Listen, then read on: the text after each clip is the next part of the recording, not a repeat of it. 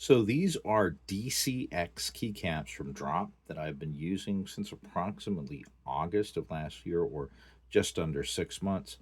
And they have already developed an immense amount of shine. Um, I have cheap keycaps from China that I know are double shot ABS that have not developed this level of shine um, after months of use, but less than 6 months of use, and this is what I'm getting.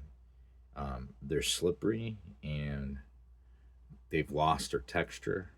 They no longer feel good to type on.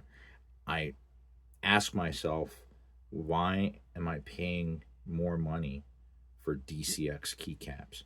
Mind you, the caps locks, that's aftermarket. It doesn't come with a keycap set.